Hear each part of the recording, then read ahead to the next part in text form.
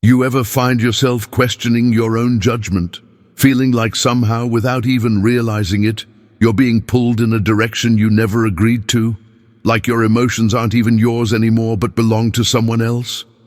Yeah, it's not an accident. And it's not because you're weak, naive, or inexperienced.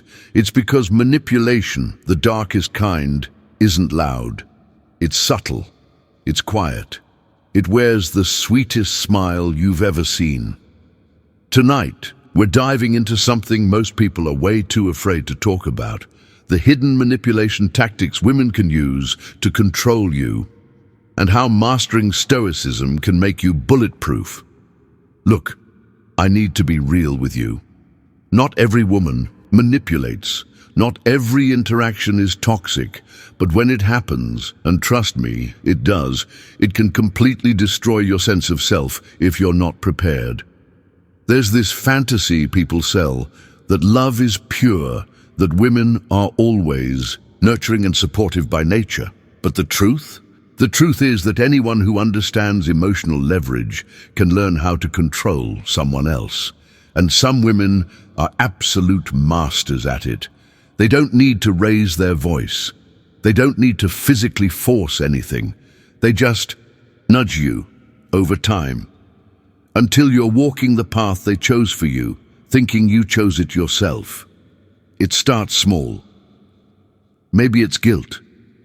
You're busy with work, focused on your grind, staying disciplined. She makes a comment, soft, seemingly innocent, about how you never make time for her. Not angry, not aggressive, just a whisper of sadness, just enough to make you second guess whether you're doing something wrong. You see, guilt is a weapon. It's one of the first tools a manipulator pulls out. And it's devastating because guilt doesn't come from outside. It's born inside you. She plants a seed, and you water it yourself. Over time, you start making adjustments, small at first. Skipping a gym session, canceling a meeting, missing an opportunity. Because if you don't, she'll be disappointed. Not furious, not unreasonable, just disappointed enough that it gnaws at you. You think you're being loving, you think you're being a good man. But what's actually happening is you're being conditioned to choose her needs, her wants, her emotions over your own purpose. And here's where Stoicism enters. This ancient philosophy wasn't made for monks sitting on a mountaintop. It was made for men in the trenches, fathers, warriors, kings, leaders, men facing the harshest realities of life and refusing to be broken by them. Stoicism teaches you one thing above all else: control what you can control, accept what you cannot, and never give your emotional power away. When you start living stoically, guilt has no hooks in you. You recognize when someone is trying to move you through your emotions. You see it happening. You don't get angry. You don't lash out. You simply don't move. You stay grounded in your purpose.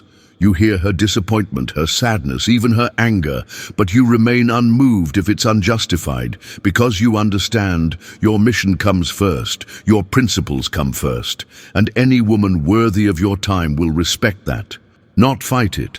Another tactic that slips under the radar is subtle comparison. You know the type.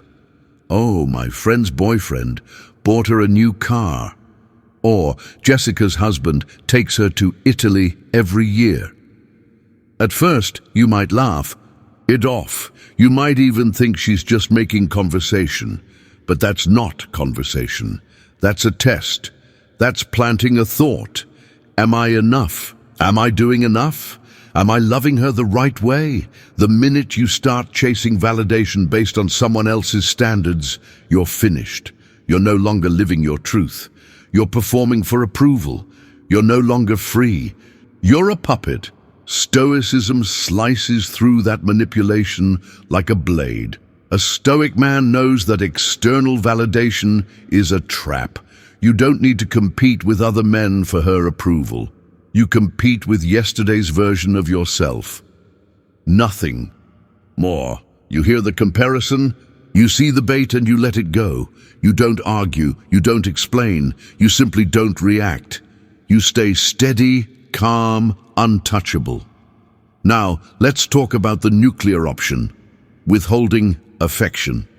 She senses you're pulling away, focusing on yourself, getting stronger, and suddenly she becomes colder, less affectionate, more distant. You're confused. You start chasing the affection you used to get freely. Understand this.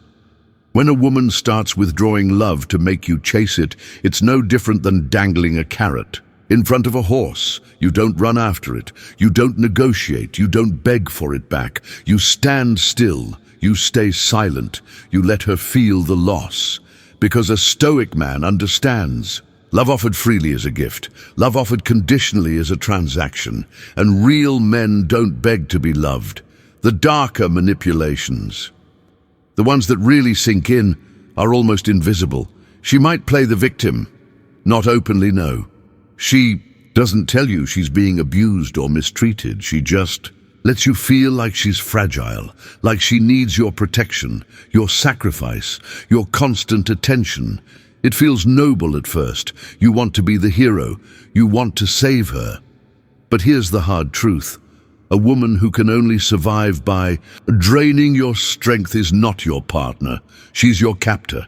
And every sacrifice you make for her, your time, your dreams, your freedom, is another chain around your neck. A Stoic man loves women, but he doesn't worship them. He doesn't abandon himself for them. He knows that the highest form of love is not sacrifice. It's growth. And if a woman isn't helping you grow, if she's pulling you back, weakening you, making you smaller, you have to have the strength to walk away, not with anger, not with bitterness, with absolute peace. Because the Stoic man understands. His life is his responsibility, no one else's. Now, some of you might be thinking, man, this sounds cold, this sounds harsh. What about love? What about connection? I hear you, and I'm not telling you to become a stone. I'm not telling you to stop feeling. I'm telling you to own your feelings, to master them, to rule over them like a king over his kingdom. Because when you do, real love becomes possible. Not the fake love built on guilt, fear, and control. The real kind, where two complete people choose each other freely without manipulation. And if you want that, you must first be able to recognize when someone, anyone, is trying to control. You must have the strength to say, no, I choose my own path, no matter how beautiful the face, no matter how sweet the voice, no matter how tempting the offer, because at the end of the day, your greatest power as a man is your ability to stay centered, to stay grounded, to remain unshaken, to be the mountain, not the leaf blowing in the wind. And when you master that, when you live it every single day, no manipulation tactic in the world can move you. You will see it coming from miles away. You will recognize it calmly with no anger, no fear, and you will simply walk through it. That's Stoicism, that's freedom, and that's what you were born for. If you found value in this, stay locked in with me, because becoming unbreakable is just getting started.